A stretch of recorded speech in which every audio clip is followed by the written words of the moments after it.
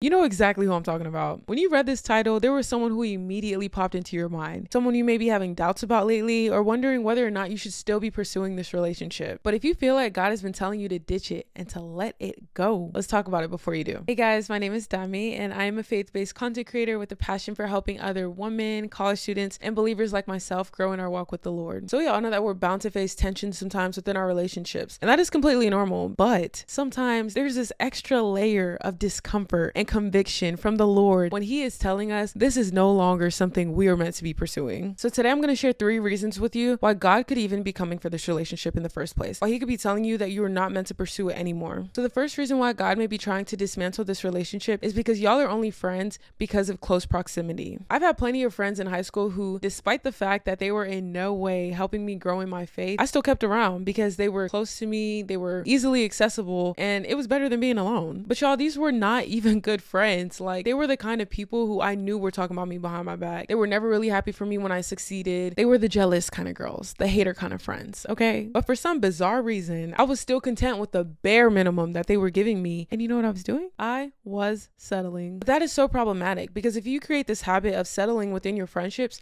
it's going to reflect on every other area of your life. And God is not calling you to settle. You are a queen of the Most High, but more importantly, you serve the Most High, meaning you serve the King of Kings, a God who can do the impossible. Do you really think that He can't give you better friends than these? Because He can, but all you're doing is delaying that process and making it harder for yourself. When you keep planting these seeds in your tangible life in areas that God never destined for you to stay in, you're delaying that process of planting those seeds where God actually wanted you to plant them. Because when you plant that seed in that friendship and then you water it by going out with them, by creating memories, it's gonna hurt when God finally reveals to you that I never told you to plant that seed there. You did that all on your own, but now it's time to move on. The truth is that God has a plan for you, and it probably doesn't involve staying in the environment that you're currently in. But you have to stop settling for what's right in front of you because you're only delaying that plan and making it harder for it to unfold. So remember that close proximity is never a good enough reason to be nurturing a relationship that is doing more damage than it is good. God has a perfect plan for your life, but you have to stop planting seeds in the wrong places. So the second reason why God needs this relationship gone is because you have worldly reasons for being friends. It is so important to look at the foundation that your friendship is built on. What are you and this person bonding over most of the time? Is it that you and this one person only ever hang out when y'all are going out, going to clubs and drinking and stuff? Or is it that anytime y'all get together, y'all are always gossiping or talking about other people? Regardless of the reason, I just want you to ask yourself one question. That's it. Just one question.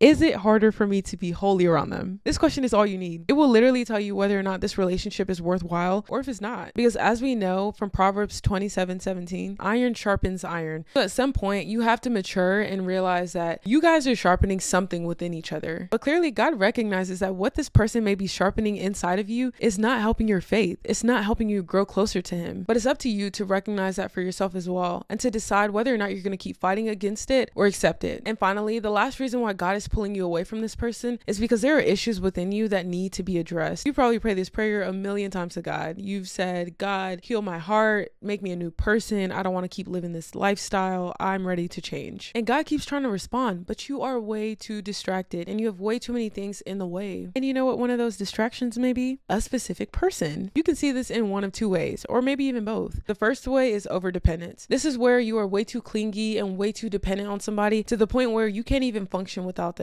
I used to be in this relationship where I would literally be on the phone with this person if we weren't together. Like, I just always needed to be talking to this person or just feel their presence. But the only person we have permission to ever be that dependent on is God. But in addition to that, because I was always around this person, I was distracted from addressing the issues that I was dealing with internally, the issues that God was trying to solve. But also the second way that this can be seen is with escapism behavior. When you are doing things or partaking in activities that help you get the edge off or help distract you from your current reality, how do you ever expect the problems in your current reality to change? If there are specific people that are getting in the way of the work that God is trying to do on us, the change that He's trying to bring in our lives, don't you think that God would try to remove them? So I encourage you for just once to stop distracting yourself and really evaluate the issues that are going on within you, the things you are wrestling with on the inside, and ask yourself, how are the people in my life contributing to this? Are they helping me make positive change in addressing this issue, or are they only helping me distract myself from it? Once you really start to ask yourself that more honestly, it'll probably make way more sense why God is trying so hard to pull them out of your your life. So I want to encourage you that it is okay to be alone for a little while. I know that it may be hard to imagine a reality without this friend, someone you may have known for a while, or a relationship that you've been grounded on for a very long time. But this is one of those moments where you really got to walk by faith and not by sight. You have to trust that the plan that God has for your life is way greater than what you are settling for right now. So it's so important to trust in God and trust his ability to bring new friendships, to bring new relationships into your life. But above all, bring a real sense of self-fulfillment and find real pleasure in your solitude. Because the truth is, you are never really alone. He is always right beside you and right there with you. So put your faith in him and let's let that person go once and for all. Comment down below anything else that may still be holding you back and still causing for you to settle and hang on to what you know you need to let go of. Thank you for watching today's video, and I'll see you later.